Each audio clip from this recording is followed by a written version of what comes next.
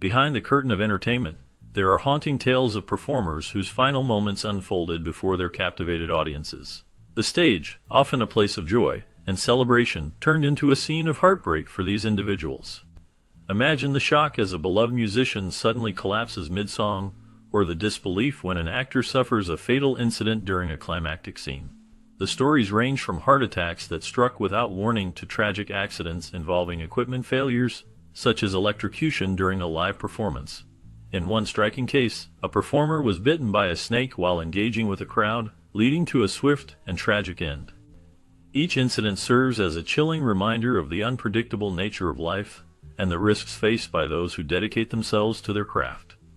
These performers, in their final moments, left an indelible mark on the hearts of their fans, forever remembered for their passion and the shocking circumstances of their demise. Herbert Corey, known as Tiny Tim, was a unique figure in the music industry.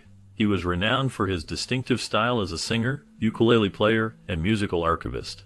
Rising to fame in the vibrant scene of Greenwich Village, Tiny Tim captured the hearts of many with his unforgettable falsetto voice.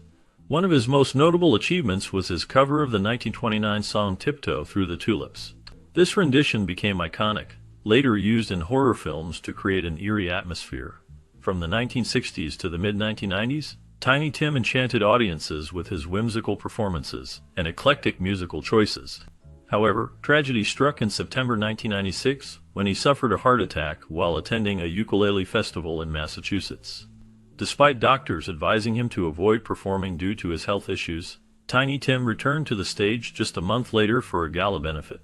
During this performance, while singing his beloved Tiptoe Through the Tulips, he experienced another heart attack and sadly passed away. Alan Marshall was an actor from Australia who made a significant mark in the theater scene during the 1930s and 40s. He became known for his reliable performances, often taking on character roles and supporting characters. His talent shone through in his portrayals of villains, soldiers, and those initial love interests who would ultimately lose the leading lady to her true love. Throughout his career, he maintained a strong connection to the stage, frequently appearing in various theatrical productions that showcased his versatility and dedication to the craft. Remarkably, his final performance was in the play Sextet, a comedic work written by and starring the legendary Mae West. Tragically, while he was captivating an audience in Chicago, he suffered a fatal heart attack at the age of 52. This unexpected event not only marked the end of his life, but also left a lasting impression on those who witnessed his final moments on stage, highlighting the deep connection between performers and their audiences. On December 8, 2004, tragedy struck at the Al Rosa Villa nightclub in Columbus, Ohio. Daryl Abbott, renowned guitarist for both Damageplan and Pantera, found himself caught in a hail of gunfire alongside 3 others. Among the casualties was Abbott, one of 5 individuals who lost their lives that fateful night. The perpetrator, Nathan Gale, a former Marine, harbored resentment stemming from Pantera's dissolution the previous year, placing blame squarely on Abbott. During Damageplan's inaugural performance at the Al Rosa Villa, Gale stormed the stage, unleashing a barrage of bullets at close range, claiming Abbott's life and injuring several others. Abbott, just 38 years old at the time, died as a result of the gunfire, leaving a trail of devastation among fans. Gale's rampage only ceased with the intervention of law enforcement, ultimately leading to his own death. Abbott soared to prominence as the lead guitarist of Pantera, a heavyweight in the world of heavy metal. Co-founded with his brother Vinnie Paul Abbott, Pantera burst onto the scene with their debut album, Metal Magic, in 1983. As the band evolved, so too did Abbott's guitar prowess, instrumental in shaping their signature sound characterized by thunderous riffs and electrifying solos. Pantera's meteoric rise to fame saw them sell over 40 million records and earn 4 Grammy nominations. Abbott's contribution to the band's success was undeniable, his innovative guitar style serving as a cornerstone of their sonic identity.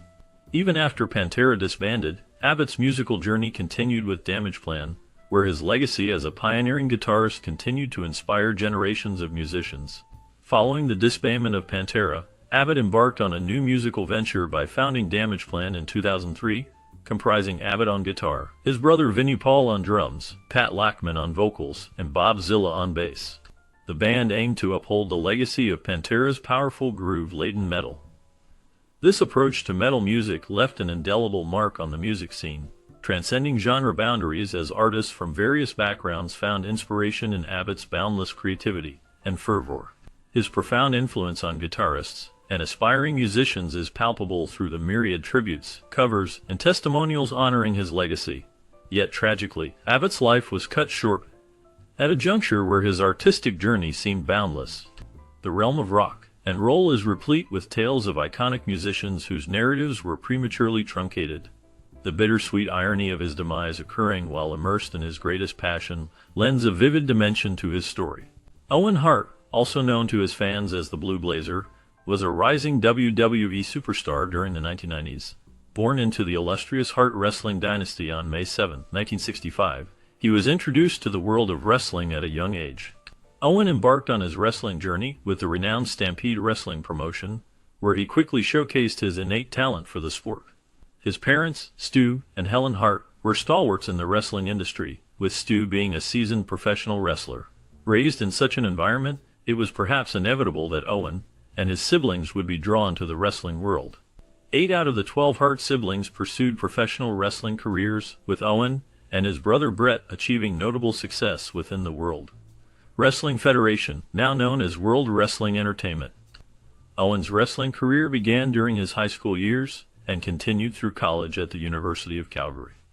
Although he did not initially envision wrestling as his lifelong career, circumstances led Owen to train under his father in the famed Hart Dungeon. By 1987, his talent and dedication had propelled him to prominence, earning him the prestigious title of Rookie of the Year by Pro Wrestling Illustrated. Subsequently, Owen joined Vince McMahon's WWE under the persona of the Blue Blazer, a masked superhero character that captivated the wrestling community during an era characterized by larger-than-life heroes and villains. Despite his early success, Owen's trajectory in the WWE was marked by a series of challenges. While he often triumphed over newcomers, he faced setbacks against established wrestling stars. Following a loss against Mr. Perfect in 1989, Owen opted to explore opportunities in wrestling tournaments worldwide. Despite occasional returns to the WWE, Owen's life was tragically cut short while performing on stage in 1999. The unfortunate incident occurred off-camera as Owen was preparing to make a stunt entrance from the rafters of the Kemper Arena in Kansas City, Missouri. The plan was for Owen to be lowered into the arena as part of his match introduction, a stunt he had executed successfully before. He was supposed to be securely hooked to a cable and lowered into the ring. However, witnesses in attendance were shocked to see Owen fall 78 feet and sustain a fatal head injury. Initially, spectators assumed it was a scripted part of the performance, only to realize the tragic reality of what had transpired. In 2016, the tragic story of Christina Grimmie serves as a stark reminder of the dark side of celebrity obsession.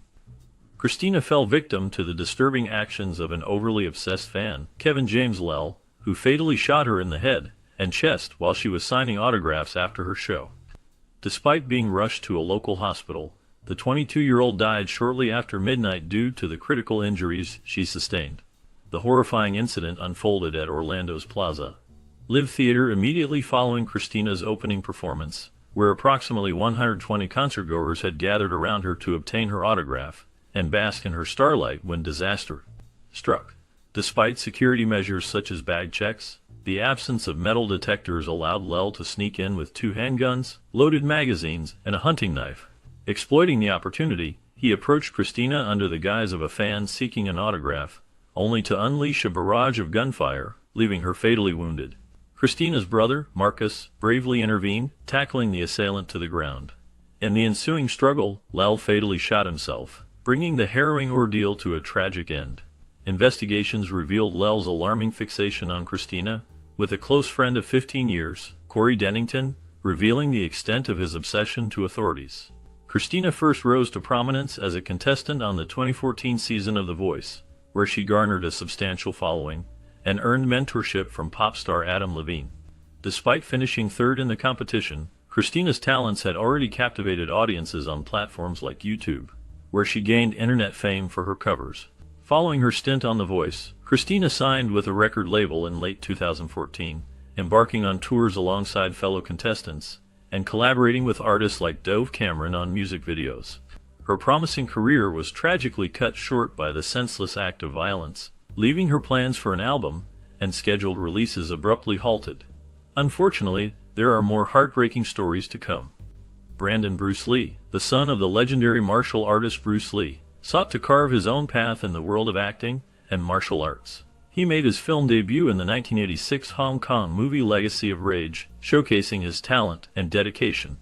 Following this, he appeared in several lesser-known films, gradually building his reputation in the industry. His breakthrough came when he was cast as Eric Draven in the film The Crow, which was based on a popular comic book series. This role was significant for Brandon, as it allowed him to blend his martial arts skills with his acting ability, creating a character that resonated with many fans. Tragically, Brandon's promising career was cut short in a heartbreaking incident.